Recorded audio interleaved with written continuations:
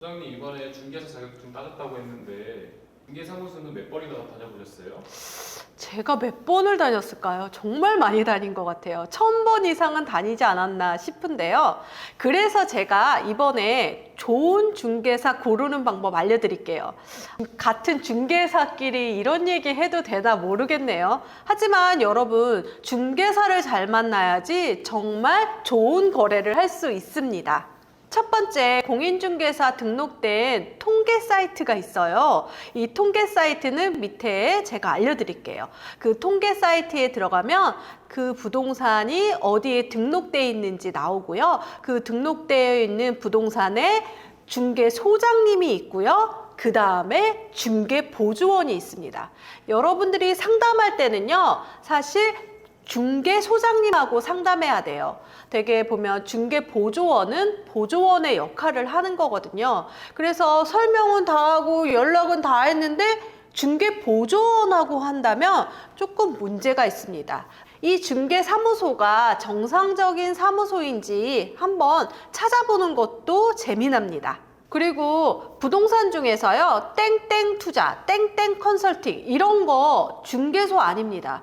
중개사무소에 들어가면 4개의 액자가 있거든요. 그거 확인하셔야 돼요. 먼저 등록증, 그 다음에 중개사 자격증, 그 다음에 사업자 등록증, 제일 중요한 거 보증이에요. 사고가 났을 때 보증해 주는 거거든요. 이 4개가 걸리지 않았다면 중개사무소가 아닙니다. 그런데요, 여러분, 중개사무소 이름 중에 공인중개사 사무소, 중개사 사무소가 있는데요. 부동산 중개라고 되어 있는 데가 있어요. 이거는 정말 시험 전부터 부동산을 하셨던, 예전에 복덕방을 하셨던 분들이 있거든요. 만약에 그 지역에 가면요, 저는 조금 오래된 부동산을 갑니다. 찾아볼 수가 있어요. 등록증을 보거나 아니면 오래된 간판을 보면 거기서 거래를 했다라는 거죠. 근데 그런데 들어갔는데 예전에 혼난 적이 있어요. 아, 무슨 투자야, 여기 오지 마, 막 이렇게 얘기하더라고요. 저랑 말이 잘 통하는 소장님이 좋겠죠. 하지만 오래 한 군데에서 했다고 하면 정말 믿을만하고, 그 소장님은요, 그 아파트 단지 안에 밥 숟가락까지 안다는 얘기가 있거든요. 그리고 딱 들어가서 소장님, 저는 지금 매매로 하러 왔는데요. 지금 나온 물건이 있나요? 그런데 그 소장님이 컴퓨터나 수첩을 보지 않고 땡땡땡땡 무슨 동 무슨 호 거기 얼마에 나왔는데 계속 줄줄줄 읊으시더라고요. 그리고 저는 여기서 하나를 더 물어봅니다. 사장님, 최근에 거래했던 가격이 얼마인가요? 단 실거래가 조회가 안 되는 물건이요 라고 얘기를 합니다. 그러면 그 물건은 사실 아직 거래가 됐지만 등록이 안 된 거거든요. 그러니까 소식이 빠르다라는 거를 은연중에 알게 되는 거죠. 그리고 사실 중개사무소에서는 자신이 가진 물건을 거래할 때 좀 더 적극적으로 할 때가 있습니다. 그리고 그렇다고 해도 공동중개가 나쁜 거는 아니거든요. 단독 중개할 때도 있고요. 공동 중개도 할 때가 있는 거죠. 양쪽 다 장단점이 있는 것 같아요. 단독 중개는요, 소장님이 그 집에 대해서 잘 알기 때문에 어떤 협상에 대해서 정말 빠르게 접근할 수가 있어요. 그런데 공동중개는 한 달이 건너서 매도자 아니면 매수자 부동산에 또 연락을 해야 되기 때문에 약간 커뮤니케이션이 조금 느릴 수가 있어요. 그리고 내가 원하는 것을 잘 반영이 안 될 때도 있죠. 하지만 장점, 단점 다 있는 것 같습니다. 많은 부동산이 이렇게 있을 때 나는 도대체 어딜 들어가야 되지라는 고민을 하게 됩니다. 여기서 힌트는요, 코너 자리를 먼저 들어갑니다. 그런데 사실 코너 자리는 항상 손님이 붐비기 때문에 저는 2번째 부동산을 들어갑니다. 그리고 사실 제가 들어가서 이야기를 하기 때문에 소장님이 혼자 계시거나 손님이 없는 그런 부동산도 들어갑니다. 그리고 제가 예전에는 못했어요. 그 부동산 가고 그 옆집 부동산 가는 게 조금 미안했거든요. 그리고 다른 데 가지 마세요, 물건 똑같아요 하더라도 그냥 당당하게 옆집에 들어가도 됩니다.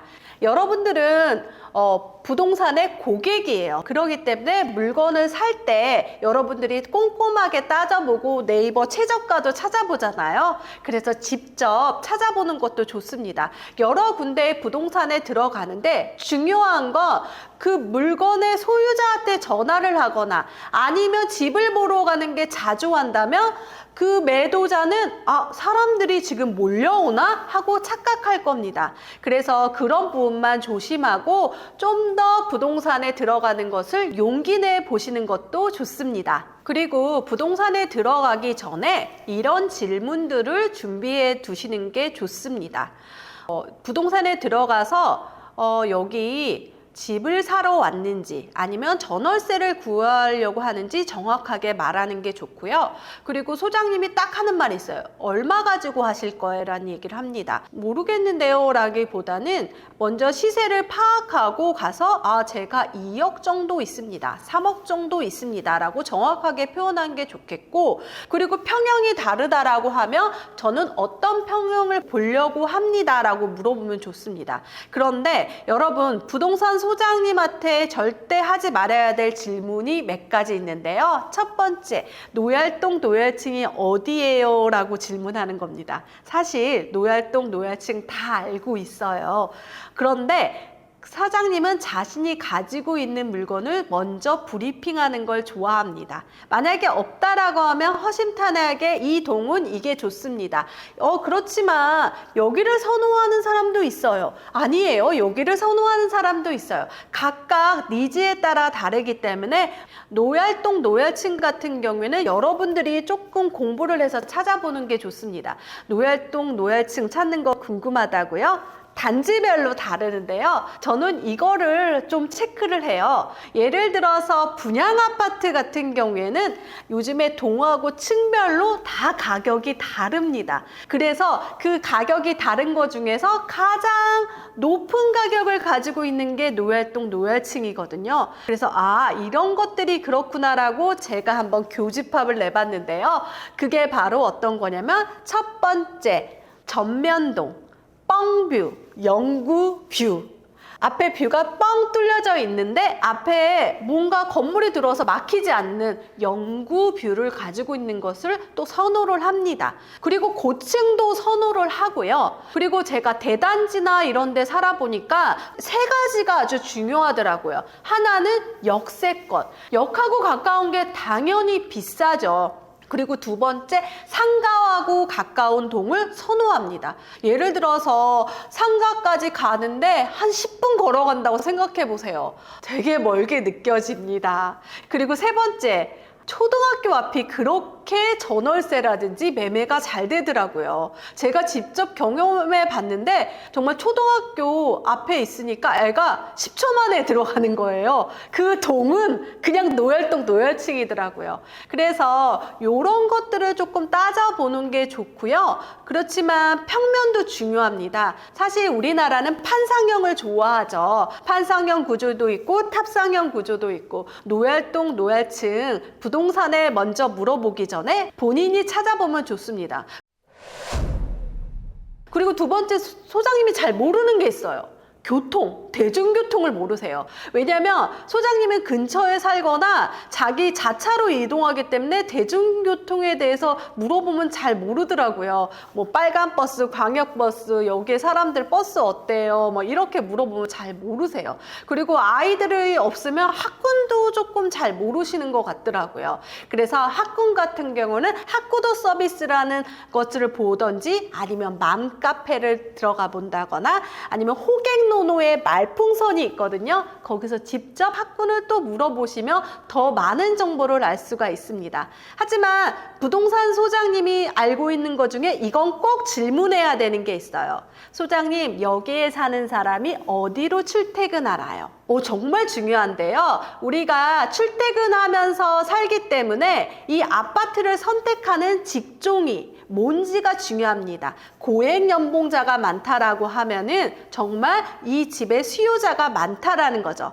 그리고 이 집을 전월세라든지 매매하는 사람이 어디 쪽에서 와요? 라고 물어보는 거죠. 그러면 사장님이 여기는 저쪽에 A 지역에서 되게 많이 와요. 이렇게 얘기할 때가 있어요. 그래서 그런 것들은 꼭 물어보셔야 됩니다. 그리고 마지막으로 질문합니다. 소장님, 여기 집 팔고 어디로 가요, 사람들이? 그게 바로 상급지를 알 수가 있는 거죠. 여러분, 이 동네의 상급지 궁금하잖아요. 이 집을 팔고 어디로 가는지 궁금하죠? 제가 최근에 은평구 부동산에 갔는데요. 은평구에서 거래가 돼가지고 여기서 팔아서 어디로 가요? 라고 했더니 두 군데라고 하더라고요. 마포구는 당연히 옆에 붙어 있어서 그렇다고 하지만 목동으로도 자주 간다고 하더라고요.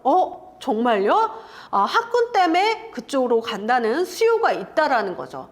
저는 이런 것들을 현장에서 많이 알아서 부동산 소장님하고 친해지는 게 좋습니다. 그런데 요즘 임장 프로라는 얘기가 있어요. 집만 보러 다니고 임장을 한다라고 하지만 사실 그분들 심정은 이해는 하지만 집 보여주는 사람들은 조금 힘들 수도 있고 소장님도 허탈해질 수가 있어요.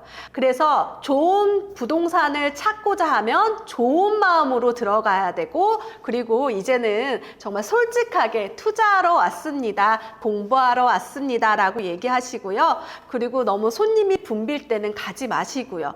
가지 말아야 될 시간이 있어요. 손 없는 날 오전에 가시면 안 돼요. 부동산은 이 시간을 피해야 되는 거죠. 손 없는 날 12시 전까지는 부동산 가지 마세요. 토요일 날 특히 그렇더라고요. 그리고 평일 날 저녁 같은 경우에는 계약서 쓰는 시간이 많고요. 그래서 여러분들이 그 시간에 맞춰서 가서 허심탄회하게 소장님에게 물어본다면 아마도 소장님이 잘 알려주실 겁니다. 저는 오랫동안 거래한 소장님들이 많아요. 그런 소장님이 정말 잘 됐으면 좋겠고 좋은 거래를 했으면 좋겠습니다. 여러분들도 좋은 중개소 찾고 예쁘게 질문하세요. 감사합니다. 이 영상이 도움되셨다면 구독, 좋아요, 알림 설정 해주시고요. 정말 돈 되는 정보 더보기란에 댓글에 있습니다. 바로 들어오세요.